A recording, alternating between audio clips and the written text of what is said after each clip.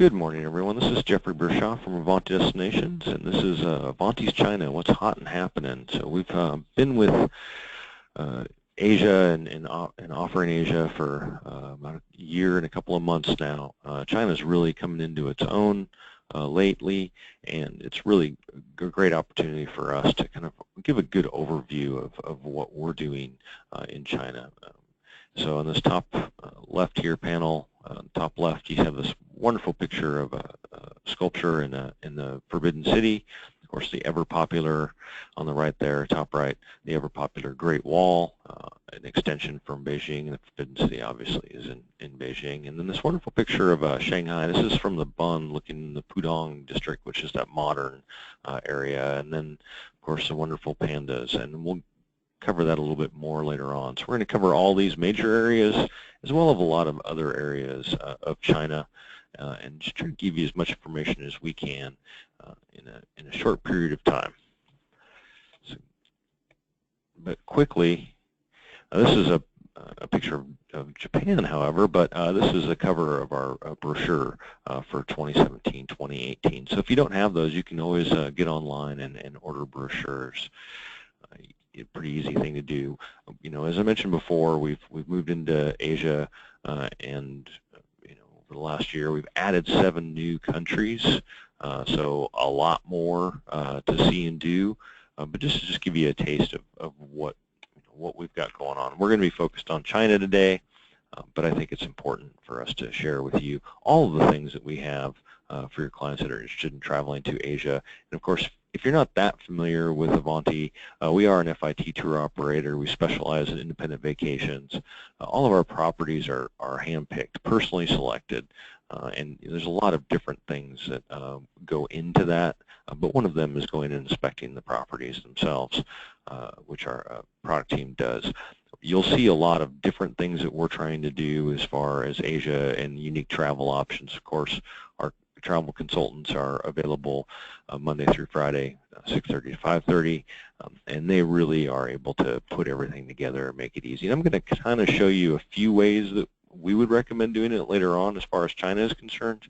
And of course, we have local partners on the ground who can help your clients while they're traveling if the need should arise.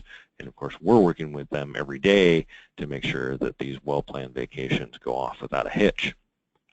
We are your one-stop travel source, so we do air, transfers, accommodations, lots of different tours and sightseeing, lots of options. This on the picture there is making dumplings, so we have a couple of different options as far as cooking classes in China, and this is just one of them. So lots of opportunities for your clients to do a variety of things. It is important to note that since we are the rail experts in Europe, we kind of have transposed that expertise and really can connect Japan, China, more so, and I'll talk a little bit more about that, between a couple of major cities, and then of course in South Korea, there's lots of river cruises. I think the pre and post cruise is really important. Travel protection, we do offer travel protection for you if your preferred partners aren't part of that group, or also adding a fee, a TA fee up to 15%. I think it's one of the things that we are focusing on for 2017 is making sure that everybody understands that as a tour operator, we have contracted fares, and these are contracted, the airlines that we're contracted with, who are who can take your clients through with AVanti from North America to Asia. So one of the key things to think about this is that this 10% commission is on the base fare, but you get commission on air, and that can get pretty significant when you start moving into business class and first class, depending on the airline. I mentioned briefly a lot about pre and post cruise. It is a very important aspect of what we do. We're really good at if your clients want to extend for a longer period of time. As you can see here, there's a fair amount of shore excursions that we do, and then just connecting the major cities that your clients will be cruising on. A couple of nights before and a couple of nights after. We do 1 or 2 nights, but one of the things that really being able to take advantage of is let your clients experience the pre-port or the post-port. Since we're speaking as China, there is a visa that is required for your clients going to China, and this is one of the services that we're able to offer you and your clients. You can save up to 40%, but it's non-commissionable. TripMate travel protection. I talked a little bit about travel protection earlier, but two big things for us that we really want to get across is pre-existing condition coverage and cancel for any reason. It has to be deposited within 7 days, as you can see there down at the bottom, but that's pretty significant, and once it's paid in full, you have full commission protection. So these major things to think about when looking for travel protection for your clients, and you can take care of it with us all in one fell swoop. So China, it's a very large continent. For those of you who aren't familiar with its landmass, has a lot of geographical areas, a lot of cultural areas, a lot of dialects, and so it's a vast country with a lot to see and do. It's just kind of like, imagine the United States with a whole bunch more people and a completely different culture and geography, and there you go. So this is actually a picture of the cormorant fishermen down on the Lee River. It's one of the options that we provide, and I'll cover it a little bit more later on. But this has been happening for hundreds, if not thousands, of years, and this is a very stout cultural tradition for the fishermen in the area. So China overall, and I'm going to use this map pretty significantly here just to talk about how I'm going to tie things together before we get into the rest of the presentation. So China, very large country. Most of the cities are in this area. Once you get into the Tibetan Plateau, it's very sparse, and there's not sparse as far as geography is concerned, but there's not a lot of places to go and stay. So we're pretty much focused in the northern region as well as going down to the south. China has, even though it is a very large country, it only has one time zone. And so I mentioned before that your clients do need a visa as well as a passport. I need a passport to get the visa, and so really want to make sure that what they need to do it well in advance as far as the visa is concerned. And I should also mention that if Tibet or Lhasa is on their itinerary, then that's something that we won't include in the itinerary for the visa. Only afterwards will we make all those arrangements. So just something to think about for your clients who are interested in Lhasa. And they'll get to Lhasa in a bit and say, why would someone want to go there? Beijing is the capital, as you can see here with this wonderful big star. And so, much like any large country, landmass-wise, there is a lot of variation as far as climate is concerned, and I'll talk a little bit about that as we go through this presentation. But the north obviously is cooler, and the south is warmer. There's a variety of ways to get your clients. There's a lot of nonstop flights. There's a lot of airlines, but typically, you're looking in a relatively long flight, but not huge. I mean, those on the East Coast are used to going to Europe in 6 hours. That's a little bit more daunting. But there's it's not that significant. I mean, it can be a pretty long flight, especially if you're doing a nonstop. But overall, it's definitely doable, and that's typically what happens. You will get a couple more days on a vacation with when people are booking the east.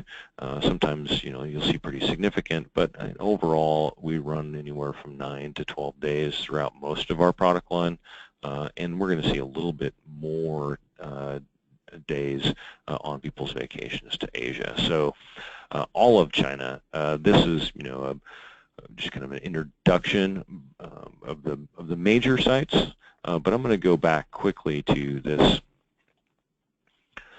map here to show you. So typically a lot of people will start off in Beijing, but there's other plenty of other places to go. As you can see here, there are a fair amount of direct flights in a variety of cities in China.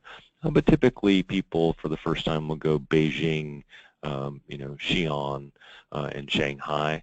They may add on Chengdu, and we'll talk a little bit about that later on. But the southern regions, besides Hong Kong and Macau, are going to be for people who are typically revisiting, unless they want to do a grand tour. So I'm not going to spend a whole bunch of time focusing on the lesser-known places, but we'll get through and kind of show you how things are situated and what your clients can see and do in these regions. But just for your own purposes here, we're going to kind of go through and check out the major destinations, and then go through and cover the lesser known. And so, the majors, Beijing, the capital, home of the Forbidden City, the Summer Palace, Shanghai, a bustling port, Suzhou, actually both Hangzhou and Suzhou are very near Shanghai. They're cities right in the Grand Canal area, and then Chengdu, obviously it's one of the foodie capitals, though food is important throughout. But a lot of people are familiar with Sichuan as a separate type of Chinese food than the rest of China, even though there's a variety of cuisine that differs throughout all of China. And then the Yangtze River. So these are the major things that people are going to see, and pretty easy to do. I mean, Shanghai and Suzhou and Hangzhou, you could kind of lump all together, and they're completely different experiences. And then Chengdu or Xi'an are good combinations with Beijing as well. Lijian is upward near the Tibetan plateau, the Himalayas.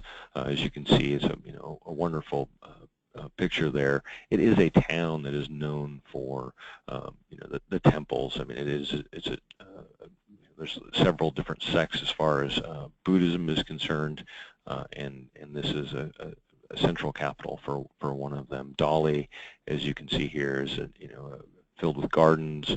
There's a fair amount of nature, but it's also got a lot of great temples. Shangri-La, not the famous Shangri-La of yore as far as literature is concerned, but a real place, and it definitely is partially a nature escape, as is Guilin and Yangshu. I think that those are that's really one of the things, a big draw for folks there, and then Lhasa and Tibet. So these are all of the places that we're going to cover today, and kind of get into what we do overall, not only in China but in the rest of Asia as well. I think that the key thing to think about with regard to Asia is that there are a lot of chain properties, much similar to what we experience in some of our Latin America cities.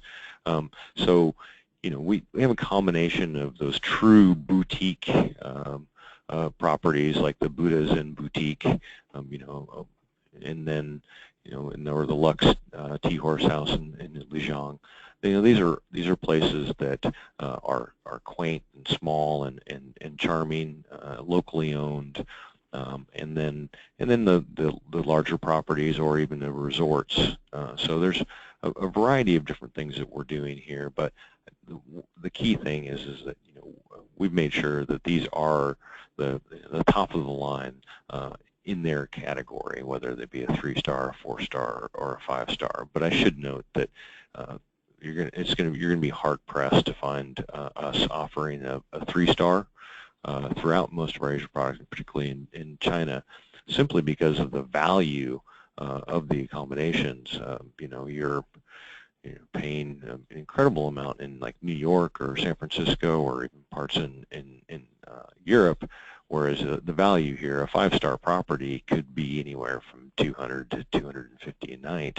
And then it goes up, obviously. But it's just something to think about. The value of this destination is huge in and of itself, and it's something that I think people should be aware of, and hopefully it can help you make a better decision for your clients. I mean, if they're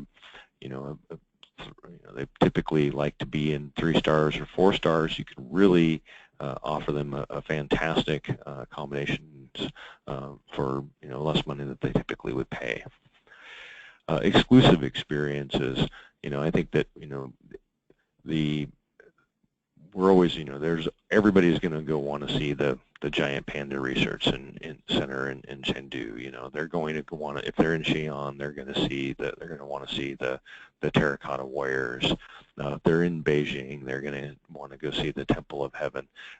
A lot of these are going to be private experiences with some some level of exclusivity, like the giant panda center.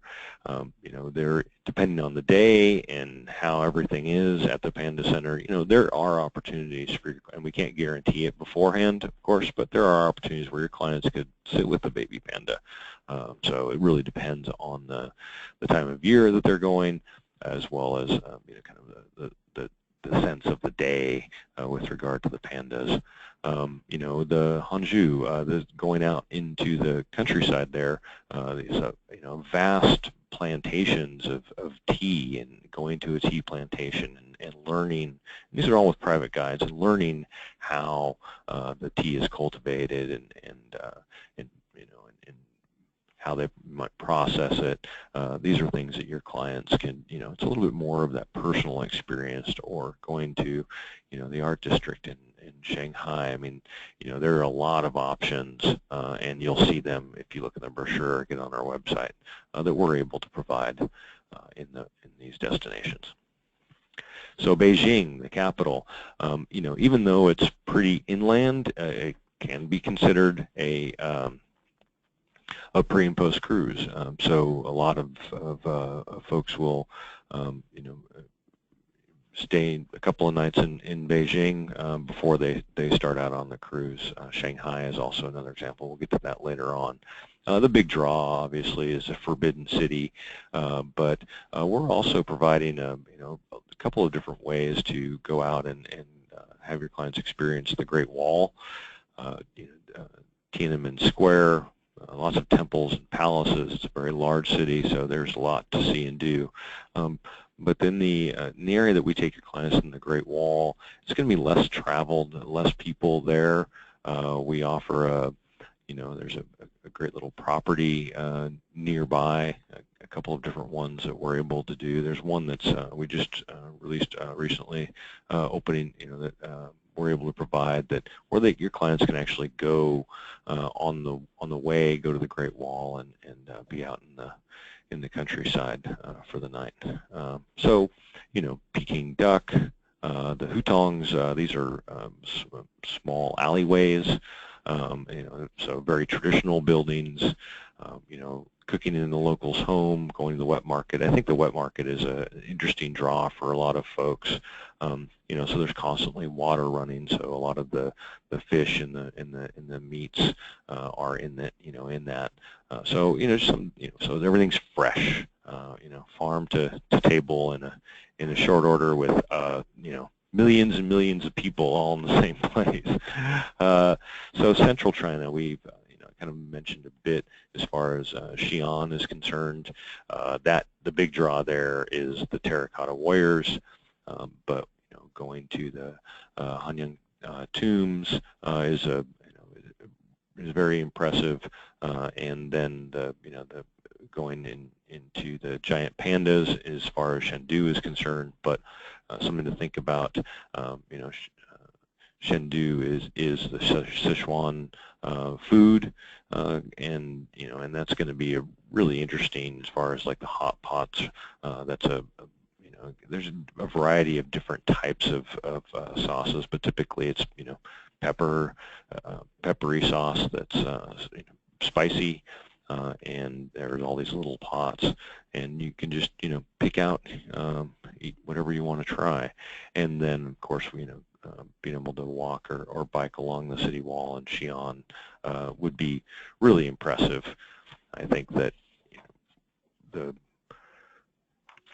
terracotta wares obviously are going to be, a big, as I mentioned, a big draw. One of the things that we can do is get your clients down into the area to get a little bit more up close and personal, and that's what that private guide that we're providing. Shanghai and Suzhou, these are, I mentioned before that Suzhou is very nearby Shanghai, but these are huge cities with major populations, upwards to 10 million. So you have this picture here with the Bund, and the Bund is this is kind of the walkway in the area along the river, and then the Pudong is that modern, very modern, ultra modern architecture that you see across from the Bund. So just kind of making the difference there. You of course can, the light show is pretty spectacular in the evening, and there's a variety of different ways that your clients can experience it. But the Suzhou is really as you can see here, there's a wonderful garden area, and then I think that this is basically just west. There's a lot of canals and bridges. It is best known for its gardens. There's gardens dating back 500, 600 years, and then there's a lot of bridges and pools within the garden. So something to think about is that it's really even though it's a very large city, there are a lot of amazing historic places to go, and I think that's the big draw there. We have the Yangtze River Cruise, and this is something connecting the Yangtze River. There are a lot of different opportunities as far as cruising on the river. We've chose a good solid 4-star product. Typically people will go downriver. So they'll spend a couple of nights in Shanghai and then fly out to the top and then go down the river. But we also have some people that will go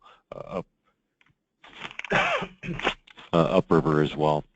It really all depends on how much time they want to spend doing it. But as you can see, the Yangtze River is kind of the divide between the north and south of China. But this is a very alive river. I mean, it is still hugely commercial. There are boats going from village to village or town to town or city to city, trading goods. Things are being traded along the river. There's pagodas and temples that your clients will visit. So there's it's a full-on experience, and plus you have this dramatic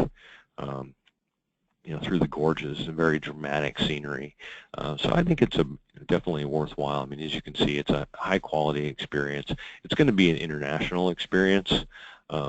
So it's not like it's just a bunch of Americans on the boat, but they're good-sized boats, and they do a fantastic job. A couple of folks at AVanti have experienced the product and really raved about it. So going to Western China, and they're a little bit more of a maybe for the person who's already been there before, but it really you can do a grand tour just like some people do in Europe. So Dolly, I think that all these places are relatively close together, and so it wouldn't be that difficult to combine them. I typically wouldn't go to one place and not spend 2 nights, but it's some of these are close enough that it is definitely possible. You can see Lijian is that's some of the some minority area, some of the minority groups, ethnic minority groups, and there's a lot of. It's a very old town. It used to be a a huge commercial town. 700 years ago, and so it's got a very old town, and you've got cobblestone streets, canals, and a central market square. So there's lots to do. You are in a mountainous area. There's the Jade Dragon Mountain range right behind it. So there's it's a impressive as well as culturally unique destination. And then Shangri-La, which is actually not that far from northern Myanmar, is you can see it's got a lot of temples, and I think that and also a nature escape. It is strongly or devoutly Buddhist, and I think that's a complex situation in China, and I think that really gives some of the charge for this destination. But I think it would be really somebody who is interested in the Tibetan culture. And then speaking of Tibet, then we have the seat, if you will, or the old seat of the major Buddhist religion. You see Lhasa is the capital of Tibet. You see the Potala Palace, the monasteries, lake area. I think that it's a trek, and you saw them in a couple of other places. We're like, maybe 1 or 2 nights. This is a big, pretty good sized trip. You're going to an area that is anywhere from 6 to 7 hour flight, depending on where you're flying from. So get your clients there.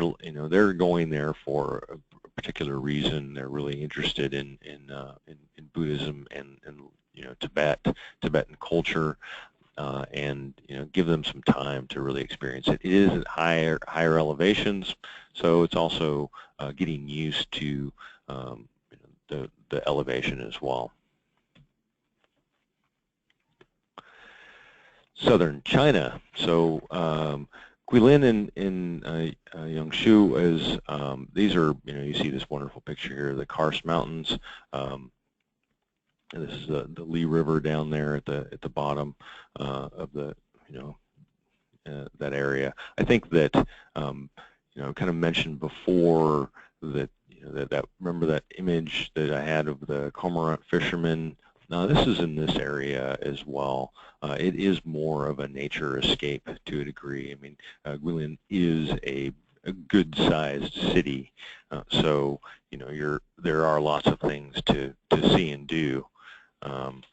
And the area outside of the city is probably the best known, and then you've got lakes and rivers and cedar and banyan trees, and there's some nice couple of castles there, castle-ish like, and then you've got it's a commerce area as well. So it's just there's a lot of pagodas, and it's just a really culturally rich area. And then also it's a nature escape. Like Yangshu is really, it's a county in a small resort town, and it's that you still get that same landscape, but there's a lot of outdoor recreation. There's biking and hiking. There's a lot of focus on that. There's a lot of opportunities, and then of course you can do boat tours as well from either place. And I think going out and hanging out with the cormorant fishermen, it would be the highlight of the trip. So I talked a little bit earlier that we'll kind of show you how to connect all these things, and these are just really suggested itineraries, but we're able to do get your clients to do a lot in a short period of time, and these are really our minimums. So the essentials, what's not to be missed, and we're going to include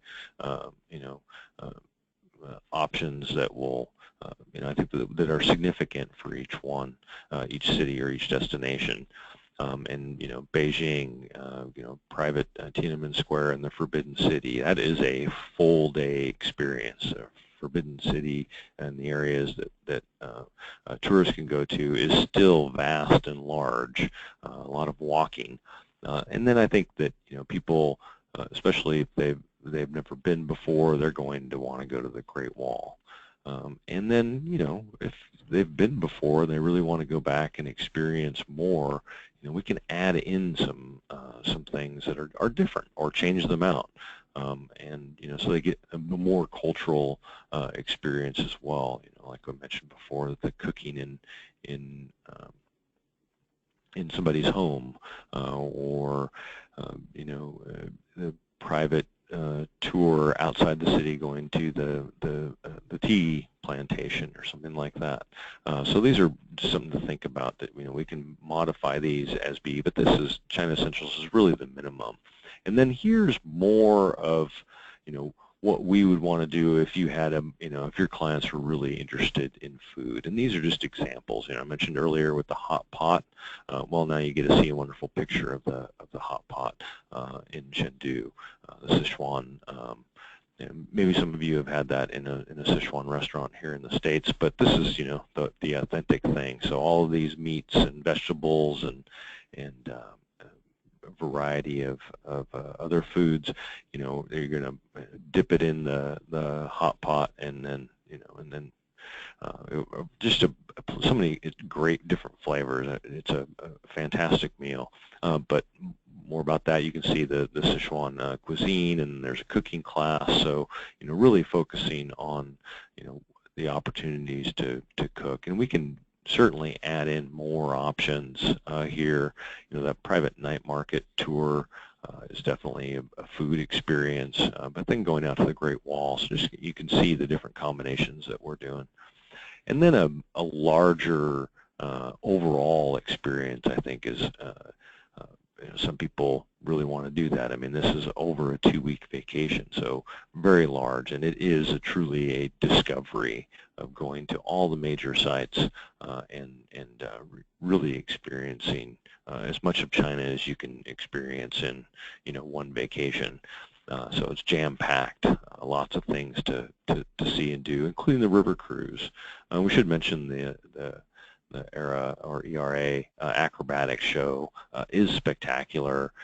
It's I'm not going to, it is beyond Vegas in some ways. So you're bringing very modern interpretation of dance and acrobatics that are culturally 1,000 years old. So that combination, and so that you have the history, but at the same time it's very dramatic and lots of activity. So it's a fantastic show. But there's some opportunities there as far as your clients are concerned.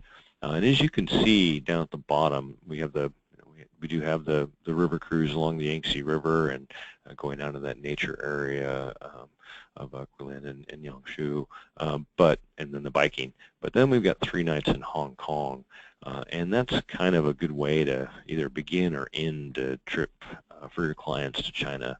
Hong Kong is a part of China, even though they're somewhat separate. And then you also have Macao. And this is the Portuguese way of spelling it, because it is, Hong Kong is the English colonial city from yore, and then the Portuguese controlled Macau for a long time. So they're very near each other. Easy to go experience Macau from Hong Kong, or vice versa, depending on what your clients are interested in. So just to quickly show you, we've covered Beijing, Xi'an, Shanghai, Chengdu with the pandas and the food, and then the Yangtze River, and then all of the major areas here. Shenzhen, I'm not going to really cover today, but we do offer it. But that's an easy trip in from Hong Kong. They're all very closely connected. But so if you're doing the giant discovery of China on that 17-night vacation, you would go to all these major places and then your clients would end up in Hong Kong. So Hong Kong, as you can see, is in the south, so it's subtropical, really pretty mild winters, and pretty hot and humid. I wouldn't say it rains it doesn't rain all the time. You are in the subtropical climate, so it is a bit like the tropics in that you have downpours and then it clears up again. So this is definitely an all year long destination. And I think that really China overall is predominantly the major ones with the Beijing, Xi'an, and Shanghai. Typically, that goes along the same travel season, peak season, with with Europe. So April through October is the peak travel seasons. But you also can experience some beautiful days and beautiful sights during the winter as well. But as you can see, the peak season for Hong Kong is October through December, so definitely along the same lines as some of the tropical areas. And then Macau, they're right next to each other, talking a little bit like about an hour boat ride from Hong Kong to get to Macau, and vice versa. What's the different draws? Why would someone go to Macau over Hong Kong? I think that Hong Kong definitely has a brighter light in most people's eyes with regard to knowledge or draw, if you will, popularity. You've got Kowloon is one area, and then Hong Kong Island is another. Those are the two major places in Hong Kong. Very dense population-wise. Everything towers up and everything goes up. There's not much time throughout a 24-hour period where the city is quiet. Usually very early on in the day. Whereas Macau, it's got it's Portuguese. It's got a lot of that that more historic, I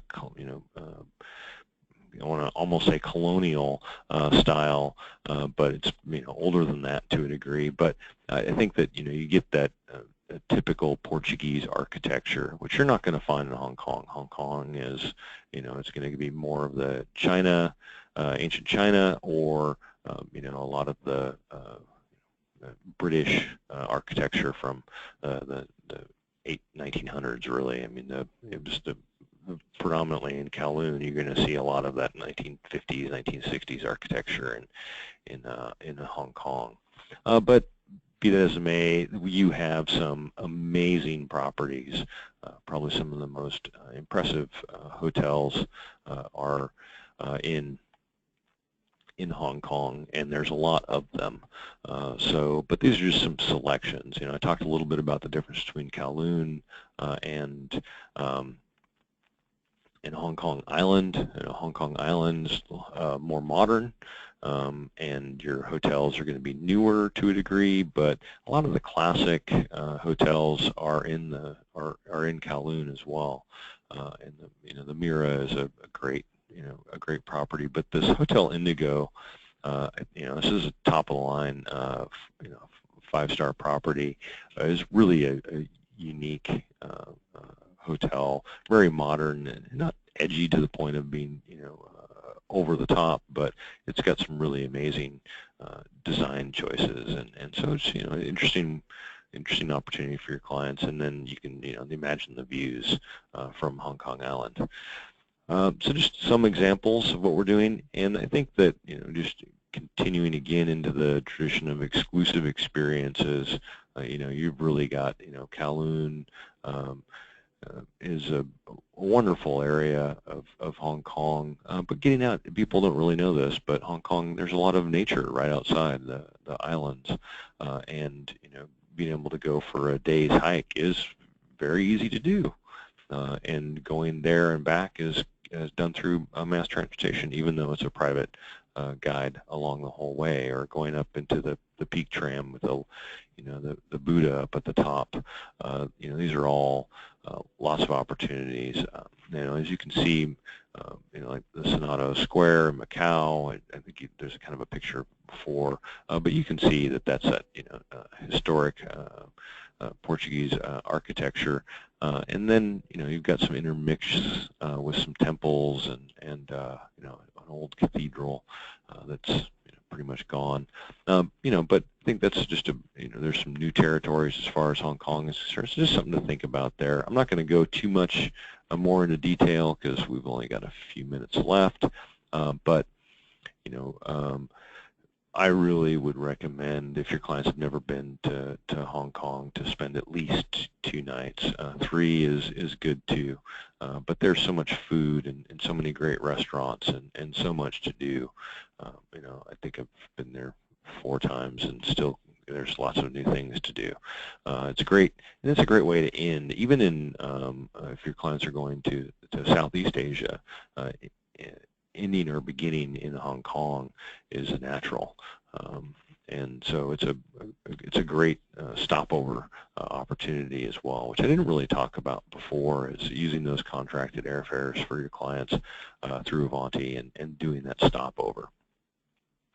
Macau, the St. Augustine, there's a couple of different major squares with that historic colonial Portuguese architecture.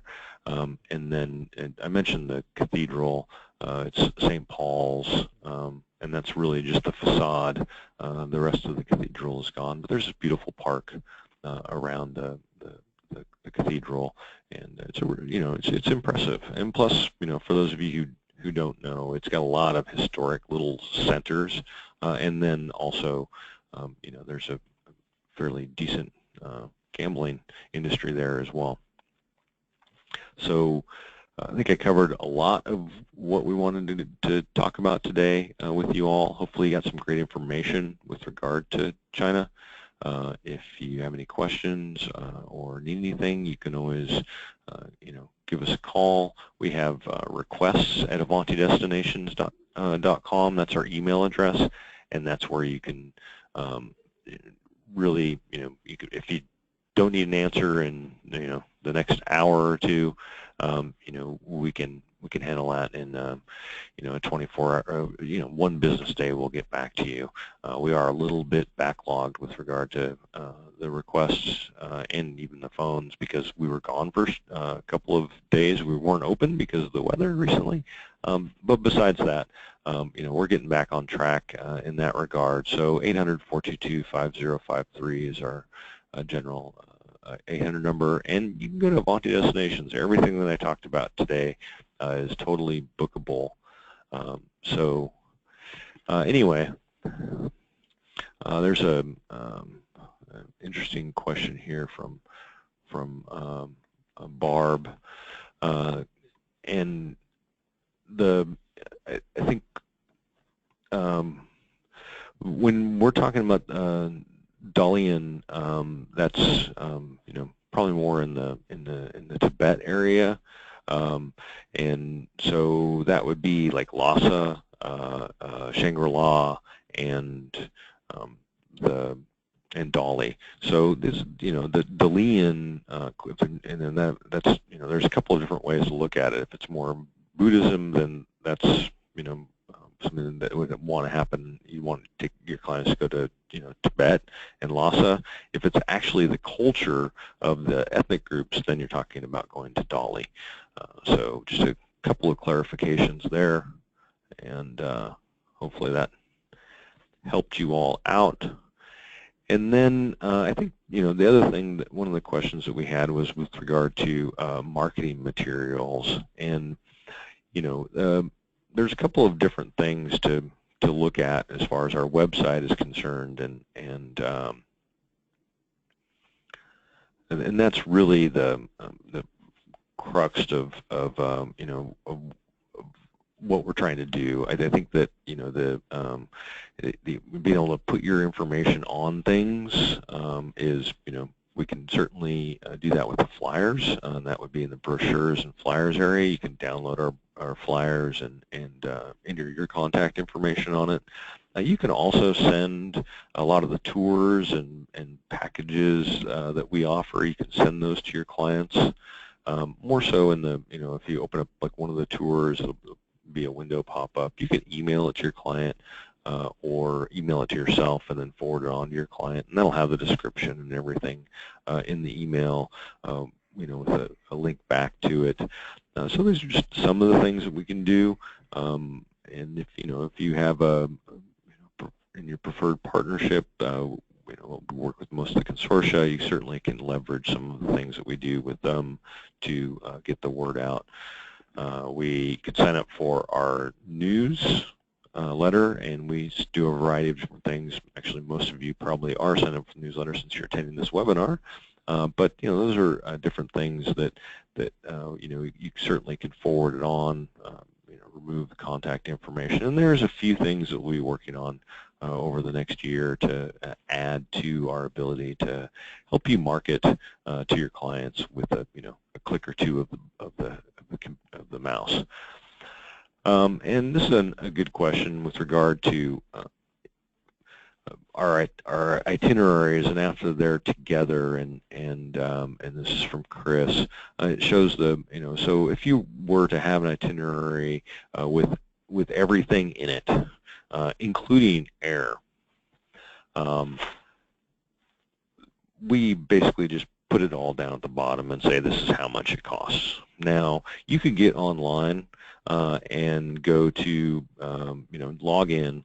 And then once you log in, you'll be at the agent dashboard, and then just a couple of boxes down, there's all of your current quotes or bookings, and you can, any one of those, you click on those, and it'll bring up that booking, and that's our basic invoice. And in that basic right there, there's a button on the left. It's right below where all the buttons are to either send yourself an invoice, send your clients an invoice, a custom itinerary, cancel, make a payment. All of those things are right there. There's an itemized invoice when you click on the travel agent invoice, and so you can itemize everything. However, there's two things that you can't itemize, and that is the air and rail. So because of our contracts, we can't expose the actual cost of the air. And so, like say for instance, you're booking air, including the long-haul flight in the itinerary when you're on our website, and you've created an itinerary in our website, and you click the international air. You're going to see the price difference change, but you're not going to see any pricing for the air, and that's because we can't show it. So the only way to really figure out the air pricing is to deduct everything else. So typically, if I'm just looking for flights on our website, I'll just look at I'll pull in the flight, and then I'll add a tour or something, or a transfer that's not very expensive, and then I can deduce the air costs, and that's one way to look at it. And just mentioning air on our website, when you're entering the number of where they're flying from and all that, and the current itinerary, just quickly, there's this button down there that says that you can, where it's by price. Or if you click on it, it'll also say best routing, and that will give you the least amount of connections, so that you might get a direct flight nonstop, or you might get one stop or something like that. Just something to think about when I'm really a huge fan of minimizing the amount of airports that I have to see on when I'm going on vacation. So just something to think about. And that's all I've got for today. So thank you so much. Hope you all got a lot of good information, and we'll see you in the follow-up email, and see you next time.